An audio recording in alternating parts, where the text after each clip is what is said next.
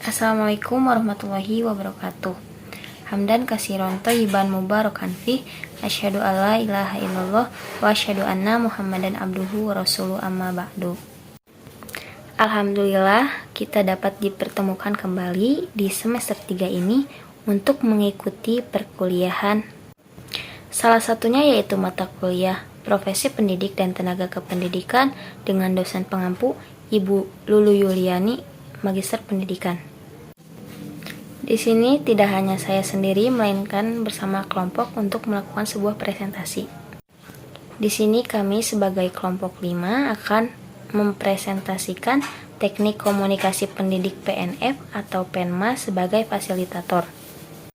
Yang beranggotakan 5 orang. Yang pertama, saya sendiri, Dila Fadlila Hayat dengan NPM 2121030049. Kemudian ada Emira Putri Ramdhani dengan NPM 2121030056. Kemudian ada Nala Syahla Salsabila dengan NPM 2121030051. Dan ada Raja Inggris dengan NPM 2121030037. Yang terakhir ada Rifa Siti Humairo dengan NPM 2121030061. Untuk selanjutnya langsung saja kepada pemateri pertama, yaitu kepada Emira Putri Ramdhani. Dipersilahkan. Sebelumnya, perkenalkan, nama saya Emira Putri Ramdhani dengan NPM 2121030056. Di sini saya akan memaparkan materi mengenai apa itu pendidikan non-formal dan apa itu fasilitator. Sesuai dengan apa yang telah dikemukakan oleh Philip, bahwa pendidikan non-formal merupakan setiap kegiatan pendidikan yang telah terorganisir yang diselenggarakan di luar sistem pendidikan formal, baik tersendiri maupun merupakan bagian dari suatu kegiatan yang luas, yang bermaksud untuk memberikan layanan kepada para sasaran didik tertentu untuk mencapai tujuan-tujuan pembelajaran. Sedangkan Sulaiman Yusuf juga memberikan pendapatnya bahwa pendidikan non-formal merupakan setiap kesempatan di mana adanya komunikasi yang terarah di luar sekolah, serta adanya seseorang yang memperoleh informasi, pengetahuan, latihan maupun bimbingan yang sesuai dengan tingkat usia dan kebutuhan hidupnya. Hal itu bertujuan untuk mengembangkan tingkat keterampilan, sikap, serta nilai-nilai yang memungkinkan baginya menjadi peserta-peserta yang efisien dan efektif dalam lingkungan keluarga, lingkungan pekerjaan, lingkungan masyarakat, dan bahkan bagi negaranya. Jadi dapat disimpulkan bahwa pendidikan non-formal merupakan kegiatan mengajar belajar yang diadakan di luar persekolahan untuk memenuhi kebutuhan para peserta didik, untuk mendapatkan informasi, pengetahuan, latihan, serta bimbingan, sehingga mampu bermanfaat bagi keluarga, masyarakat, dan juga negaranya. Jadi, apa itu fasilitator? Fasilitator merupakan seseorang yang membantu sekelompok orang dalam memahami tujuan bersama dan membantu mereka membuat rencana guna mencapai tujuan tersebut tanpa mengambil posisi tertentu dalam sebuah diskusi. Beberapa fasilitator akan mencoba untuk membantu kelompok dalam mencapai konsensus pada setiap perselisihan yang sudah ada sebelumnya, atau bahkan muncul dalam rapat sehingga memiliki dasar yang kuat untuk tindakan pada masa depan. Jadi dapat disimpulkan bahwa fasilitator merupakan pemandu proses atau seseorang yang membuat sebuah proses lebih mudah atau lebih yakin untuk menggunakannya. Untuk materi selanjutnya akan disampaikan oleh saya, Rifa Siti Humairo, dengan nomor NPM 2121030061. Saya akan menyampaikan materi mengenai jenis-jenis profesi pendidikan non-formal. Pendidik pada pendidikan non-formal terdiri dari 1. Pamong belajar. Pamong belajar adalah PNS yang bertugas untuk melaksanakan pengembangan model, pembuatan percontohan, serta penilaian dalam rangka pengendalian mutu dan dampak pelaksanaan program PNFPI sesuai dengan Kepmenko Wasbangpan. Yang kedua ada pendidik atau pamong PAUD. Pamong PAUD tersebut adalah tenaga honorer yang diberi tugas, tanggung jawab, dan wewenang melaksanakan pembelajaran pada lembaga pendidikan anak usia dini, jalur non-formal, seperti kelompok bermain, taman penitipan anak, dan satuan PAUD sejenis. Yang ketiga ada instruktur kursus, adalah tenaga pendidik yang bertugas untuk melaksanakan pembelajaran bagi warga masyarakat yang membutuhkan keterampilan tertentu yang dapat digunakan untuk keterampilan hidup dan dimanfaatkan sebagai mata pencarian. Yang keempat yaitu tutor pendidikan nonformal adalah anggota masyarakat yang bertugas merencanakan, melaksanakan, mengevaluasi proses pembelajaran pada program keaksaraan fungsional dan kejar paket A, B, C. Nah, lalu yang kelima ada pendidikan dan pelatihan atau diklat, yaitu proses pembelajaran untuk meningkatkan dan mengembangkan pengetahuan, keterampilan, dan membentuk sikap peserta diklat agar dapat bekerja secara lebih efektif dan efisien. Lalu selanjutnya ada tenaga kependidikan pada pendidikan nonformal. Yang pertama ada penilik. Penilik adalah tenaga pendidikan pada pendidikan nonformal yang berstatus PNS, bertugas untuk merencanakan, melaksanakan, menilai, membimbing, dan melaporkan kegiatan penilaian pada pendidikan nonformal sebagai penjamin mutu terhadap penyelenggaraan pendidikan nonformal.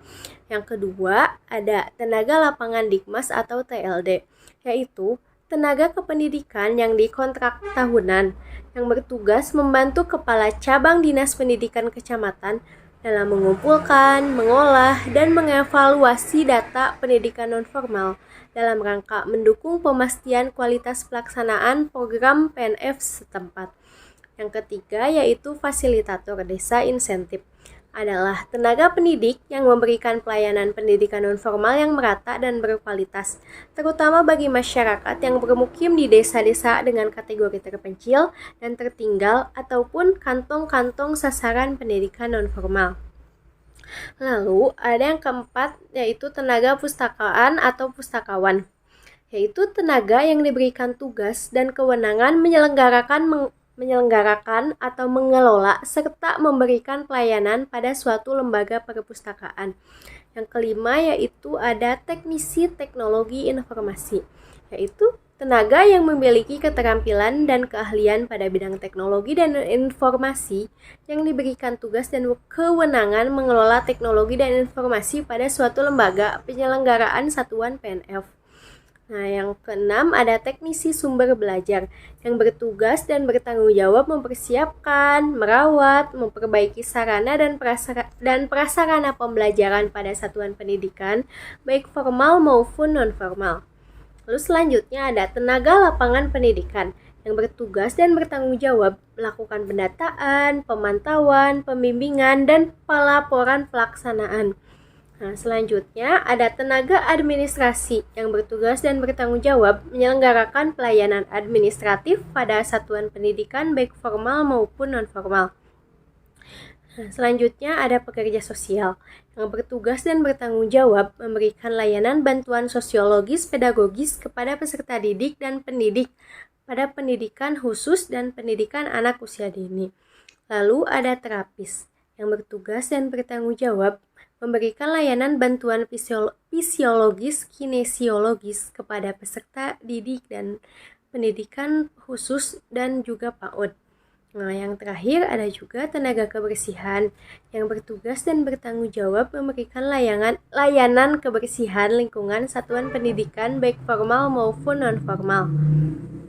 Baik, untuk slide selanjutnya yaitu tentang tugas, wewenang, dan tanggung jawab seorang pendidik pendidikan nonformal. Tugas dari pendidik pendidikan nonformal yaitu mencakup dua. Yang pertama ada tugas proaktif dan kedua tugas interaktif. Yang pertama, tugas proaktif adalah mendorong dan mengembangkan proses diskusi, seperti fasilitator harus mengetahui struktur dan latar belakang dari kasus yang akan didiskusikan. Fasilitator harus memberikan trigger untuk diskusi peserta, seperti dengan mengajukan pertanyaan dan berbagi pengalaman. Selain itu, fasilitator harus mengamati alasan-alasan yang diajukan oleh peserta untuk kemungkinan munculnya problem solving. Nah, untuk yang kedua ada tugas interaktif. Tugas interaktif adalah mengembangkan dan menjaga kerjasama peserta serta dinamika kelompok. Seperti fasilitator harus mengamati dan mengenal peserta untuk mengetahui perkembangan dan pencapaiannya. Ada juga fasilitator harus mendorong anggota kelompok untuk aktif, dan fasilitator membina kepemimpinan kelompok, dan masih banyak lagi. Selain itu ada juga tugas pendidik PNF untuk masyarakat. Yang pertama ada mensosialisasikan nilai-nilai moral dan prinsip hidup bermasyarakat. Yang kedua ada membantu masyarakat merumuskan serta melaksanakan kegiatan penanggulangan kemiskinan. Dan yang ketiga ada membangun kesadaran kritis masyarakat agar mampu menanggulangi kemiskinan secara terorganisasi dan sistematis. Untuk slide selanjutnya yaitu tanggung jawab seorang pendidik PNF atas apa yang terjadi dalam proses belajar. Pertama, yaitu ada memanggil para peserta untuk mengingatkan mereka akan jadwal pertemuan selanjutnya. Yang kedua ada menjamin bahwa setiap peserta mempunyai kesempatan untuk memberikan sumbangan pada sebuah diskusi. Dan yang ketiga ada meninjau dan mengetahui bahwasannya agenda yang disusun bertujuan untuk melayani tujuan dan kepentingan peserta pelatihan itu sendiri. Untuk slide selanjutnya yaitu ada tanggung jawab atas apa yang terjadi dalam hak atau wewenang seorang pendidik PNF pada proses belajar. Untuk hak yang pertama yaitu ada mempunyai keterangan tentang apa yang akan dilakukan selama menjadi fasilitator.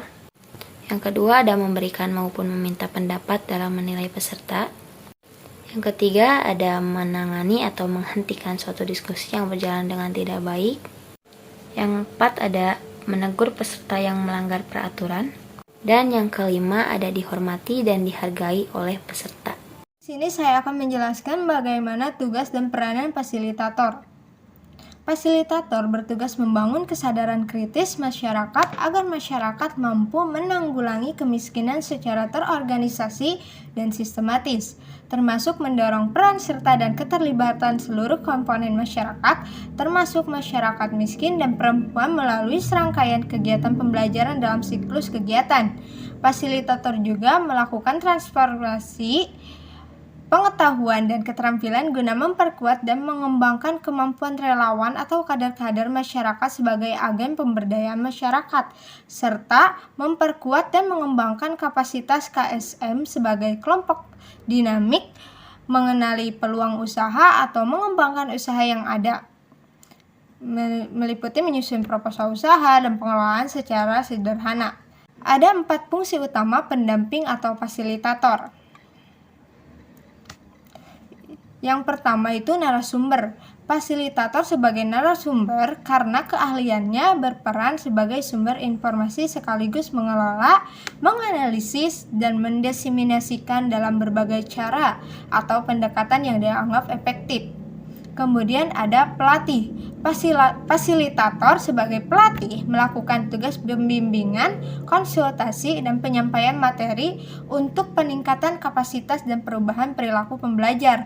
Tugas fasilitator sebagai pelatih sangat menonjol dalam kegiatan training, lokakarya, seminar, dan diskusi.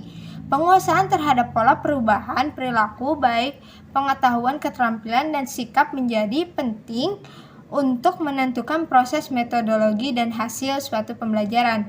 Kemudian yang ketiga ada peran mediator. Dilakukan ketika terjadi ketegangan dan konflik antar kelompok yang berlawanan. Peran mediasi akan dilakukan oleh fasilitator untuk menjembatani perbedaan dan mengoptimalisasikan berbagai sumber daya yang mendukung terciptanya perdamaian. Kemudian yang terakhir penggerak. Fasilitator sebagai penggerak lebih berperan sebagai pihak yang memberikan dorongan atau motivasi kerja kepada kelompok untuk berpartisipasi dalam pembangunan. Kemudian selanjutnya adalah secara khusus fungsi tersebut tergambar dalam aspek kegiatan seperti menggali potensi dan kebutuhan. Dalam artian, upaya pemberdayaan dilakukan melalui proses analisis awal terhadap situasi dan kondisi masyarakat melalui observasi mendalam. Informasi yang dikumpulkan mencerminkan kondisi nyata tentang jenis kebutuhan dan bentuk dukungan yang diperlukan. Fasilitator akan banyak melibatkan berbagai elemen masyarakat dalam menyusun rencana, menetapkan instrumen, dan langkah-langkah pengumpulan data. Kemudian yang kedua adalah memecahkan masalah. Fasilitasi dilakukan untuk memberikan kemudahan belajar kepada masyarakat untuk meningkatkan kapasitas berpikir ilmiah dan kemampuan mengantisipasi perubahan. Fasilitator bukan sebagai penentu keputusan atau atas persoalan yang dipilih, tetapi lebih pada upaya membantu secara sistematis proses belajar masyarakat untuk menentukan sendiri kebutuhan dan memecahkan masalah yang dihadapinya. Masyarakat diposisikan sebagai subjek sekaligus objek dari proses penyelesaian masalah. Fasilitator berperan memberikan kesempatan yang luas agar masyarakat secara mandiri menentukan keputusan. Kemudian yang ketiga, memposisikan peran dan tindakan. Dalam situasi ini, fasilitator akan lebih dominan memimpin dan berada di garis depan. Masyarakat membutuhkan instruksi, arahan, aturan, dan bimbingan secara langsung.